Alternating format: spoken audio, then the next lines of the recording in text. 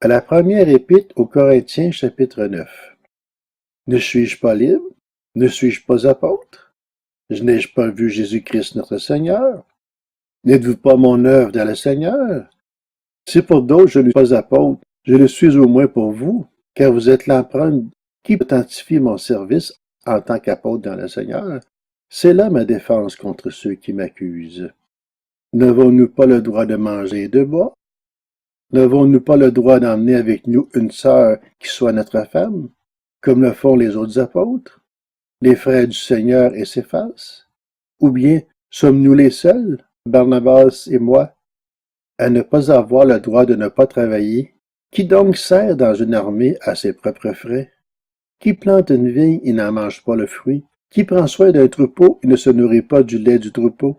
Est-ce purement d'un point de vue humain que je dis cela? La loi ne le dit-elle pas aussi? En effet, il est écrit dans la loi de Moïse, tu ne mettras pas de muselière au bœuf quand il foule le grain. Dieu s'inquiète-t-il des bœufs, ou bien est-ce principalement à cause de nous qu'il parle? Oui, c'est à cause de nous que cela a été écrit. Car celui qui laboure doit labourer avec espérance, et celui qui bat le grain doit le faire avec l'espoir de recevoir sa part. Si nous avons semé pour vous les biens spirituels, est-ce trop si nous récoltons une part de vos biens matériels? Si d'autres exercent ce droit sur vous, n'est-ce pas plutôt à nous d'en jouir? Mais nous n'avons pas recours à ce droit. Au contraire, nous supportons tout afin de ne pas créer d'obstacle à l'évangile de Christ. Ne savez-vous pas que ceux qui assurent le service du culte sont nourris par le temple? Que ceux qui servent à l'autel reçoivent une part de ce qui est offert sur l'autel?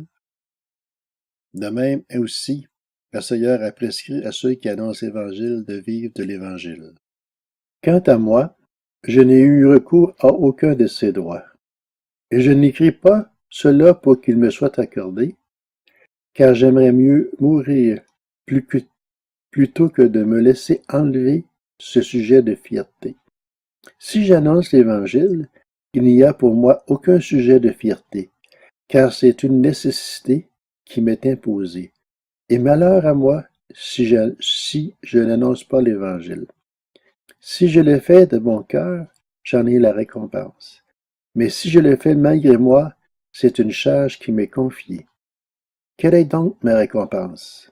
C'est d'offrir gratuitement l'Évangile de Christ que j'annonce, sans faire usage de mon droit de prédicateur de l'Évangile. En effet, bien que libre vis-à-vis de tous, je me suis fait l'esclave de tous afin de gagner le plus grand nombre. Avec les Juifs, j'étais comme un Juif, afin de gagner les Juifs. Avec ceux qui sont sous la loi de Moïse, comme si j'étais sous la loi, bien que n'étant pas moi-même sous la loi, afin de gagner ceux qui sont sous la loi. Avec ceux qui sont sans la loi, comme si j'étais sans la loi, bien que je ne sois pas sans la loi de Dieu, puisque je me conforme à la loi de Christ, afin de gagner ceux qui sont sans la loi. J'ai été comme faible avec les faibles, afin de gagner les faibles. Je me suis fait tout à tous, afin d'en sauver de toute manière quelques-uns. Et je fais cela à cause de l'Évangile, afin d'avoir part à ses bénédictions. Ne savez-vous pas que les concurrents dans le stade courent tous, mais qu'un seul remporte le prix? Courez de manière à le remporter.